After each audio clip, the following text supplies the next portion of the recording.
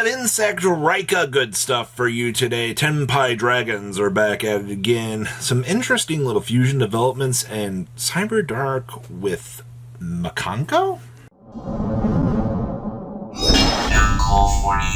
Make sure you guys smash the living crap out of that subscribe button so you guys don't miss out on more Oz content. So we actually have Beetrooper Insect good stuff today with this Rika package in here to actually kind of take advantage of the insect lines of play. Now, to be honest with you, I had not seen anybody really trying out, the inclusion of the Rika stuff with the little bug stuff, because it's not really something that a lot of these builds feel like they want to try to mess around with. But honestly, I think there's a little bit more to this than I was kind of expecting, especially, when you're getting into the Beetrooper category. And I mean, yes, we can get insect locked for temporary little points in time, but that's something very easy to overcome with this.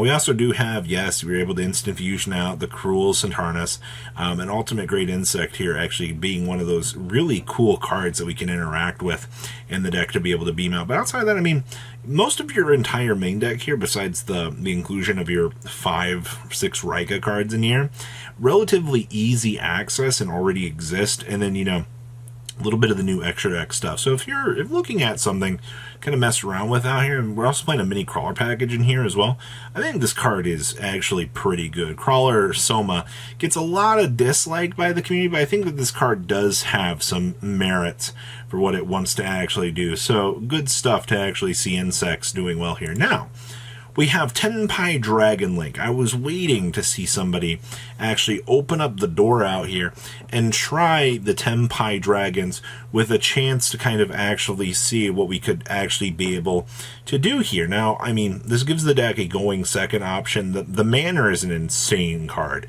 as it is. We've seen how good, I mean, your fire dragons being unaffected during main phase by your opponent's activated effects. Like, this card is nuts. Plus, it gives you searchability for the deck as well. Okay, sign me up, man. And then, of course, Kaimen here is just insane for what it brings to the deck. And, of course, Borland Dragon, for those of you that do pay attention to this card has gotten a little bit easier to out over time, which is kind of the more unfortunate side of things when you're looking at, how good this card can be. I do see that, we do have Change of Heart in here as well. You have droplets for the board breaking. Okay, a lot of the things that you're used to seeing in these power decks, or at least in a deck like this, is present. I actually am pretty excited to see this, man. Like, I was waiting once again for somebody to try merging Tenpai Dragons with this deck, and the fact that you could try out all of this different engine stuff in order to kind of try to bridge the gap. I mean, the only other big dragon they're really playing here is, the Biden Dragon. So, you have a lot of interesting little methods to this. Okay, next up here, we have Memento, and this is actually really nice because you do get the chance to see the Memento fusion actually doing its thing with the Twin Thunder Dragon, or at least the little Twin Thunder Dragon based fusion monster. Memento as a whole, the Horus package in here, I do want to say that this is actually kind of a very nice help in here. This is literally a 5-card splash package in here. It gives you access to dump the pieces into the graveyard, which is something that, Horus obviously wants to do. You want to be able to chuck those pieces, be able to set up via combo lines, and, take advantage of things. Also, you're not really going as crazy with, the spells and traps in here. You play 1 field spell, you play 2 Bone Party, because Bone Party is probably one of the best cards you have, and then you have the Cranium Burst. No side deck given for this, which I think is fine. I do see that there is a window down here, which does indicate that they were probably exploring some little side options to try to mess around with, the little Schism package and things like that, but we don't actually have anything on that. So, Memento actually is a functioning idea that you can actually mess around with. It's so cool. Next up here, we have Cyber Dragons with a splash of Makanko in here. Now, The reason why I think we're playing the Minkanko stuff in here is this gives the deck a chance to kind of make maybe a turn 1 play along the way. I mean, the only real things you're playing in here is one Hule triple copies the Ohime, and then you play one of the Equip, one Ceremony, and one Spirit Walk in here. So, like, your option tree for what you're building into this is pretty, I guess, straightforward for what you're trying to do outside that. I mean, it's just what the explosive capabilities of your Cyber Dragon monsters trying to help you gas through a lot of these situations, or maybe, you know, the boards that you need. I also see that we are playing the Blue Impala in here as our little Auroradon target. Don't underestimate, you know, how stupid good this card can still be for modern era Yu-Gi-Oh! I also do see we are playing the Power Tool Braver Dragon, so you do have some stepping points for, I guess, easier cards to kind of help you out. And I mean, hey, your equip value, I guess. I don't know, I'm intrigued by how this actually came to light and how this did work. Next up here, oh my gosh, this is... We're actually playing Elemental Burst. Tribute one each, a wind, a water, a fire, and earth monster. Destroy all cards in your opponent's field. Are you kidding me? We're playing Elemental Burst as a transaction rollback target. That is hilarious, actually. This is just to destroy all cards in your opponent's field off transaction rollback. Yeah, I too would pay half of my life points to be able to transaction rollback a board wipe, because honestly, that's not too terrible. Now, the thing that makes this deck hilarious to me is we are playing that grass looks greener in here, so you're going to be milling large capabilities of things in here, trying to scrape out some sort of stupid advantage win, and you are able to do so. And it's also pretty impressive because, like, we're playing Myramelios in here as well. So you can, you know, get to the Holtias, and guess what? Holtia is going to give you the little additional extender, so you can kind of go ahead and set up. Like, this is so stupid to me that you're able to play a deck. This is an anti-meta monster, and it does show the crazy value that grass can give you. I can't believe Elemental Burst I'll play.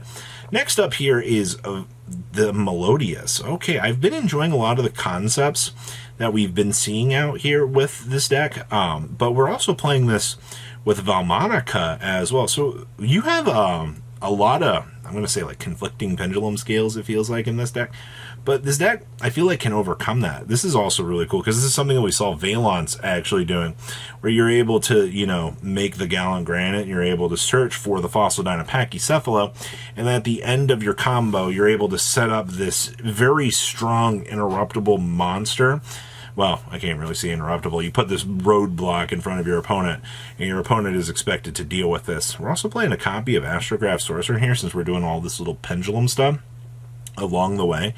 This is pretty interesting. I didn't think we would ever see, like, a hybrid build come to life, but okay, I suppose this is definitely up there on the list of things.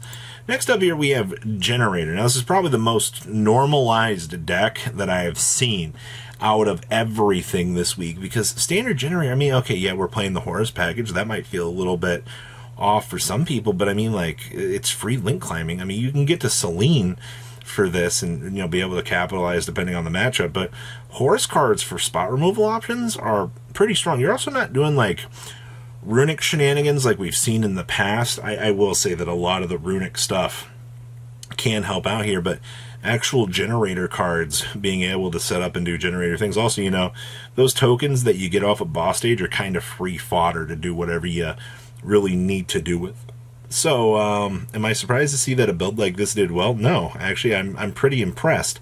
Being able to set up maybe a Jormungandr with a vampire, you know, for some milling capabilities, a chance to set up some relatively interesting little sidelines of play, not too bad. And we also have, oh, hey, look, we have Ostionato and the Refrain support cards here with Blazing Cartesia and Shadal. This is interesting, because this feels like we're playing Shadal, you know, with a Melodious package that we're able to kind of try to take advantage of these different little sublines of play.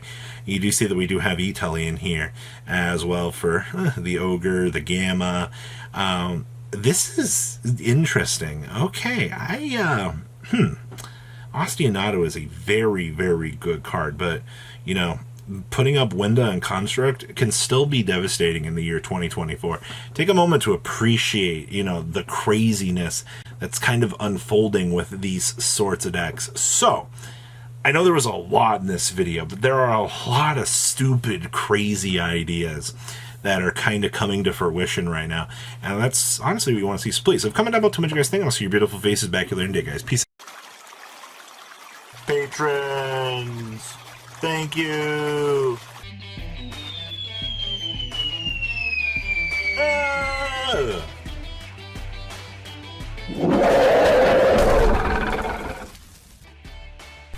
Thank you so much for watching. Check out these other videos.